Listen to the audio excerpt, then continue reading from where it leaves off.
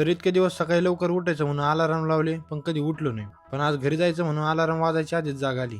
आणि तसे सकाळचे 6 वाजले होते. 6 वाजता आम्ही घरी निघलो होतो. आणि सकाळी उठल्यावर कळतं की दिवस खरंच मोठा असतो. पण आमच्या दिवसाची सुरुवातच अर्धा दिवस संपल्यावर होती. आणि सकाळी लवकर उठून जाण्याचं कारण एकच होतं की ट्रॅफिक लागणार नाही. पण याचं झालं काही उलटच. सकाळी पण जास्त ट्रॅफिक होतं. पण ट्रॅफिकचं जाऊन द्या, जसा जसा वेळ जात होता ना, ते उगवता सूर्य बघायला मजाच वेगळी येत होती. कारण की शेवट उगवता सूर्य बघितला कधी हेच आठवत नव्हतं. म्हणजे एवढे पण दिवस झाले नाही, पण ते कधी बघितलं शेवट तेच आठवत नाही. आणि आता घरी गेल्यावर वाटत होते की निवांत जाऊन झोपाव, पण घरी गेल्यावर तर वेगळंच काहीतरी चालू झालं. म्हणजे इतके दिवस घरी नव्हतो, घरच्यांनी सगळ्या तेवढ्या दिवसाची कसर काढून घेतली. म्हणजे झोप तर बाजूलाच राहिली, पण काम काय संपत नव्हते. त्यामुळे म्हटलं पुढच्याच घरी यायच्या आधी विचार करूनच घरी यावं लागते, कारण की घरी आल्यावर कामच संपत नाही.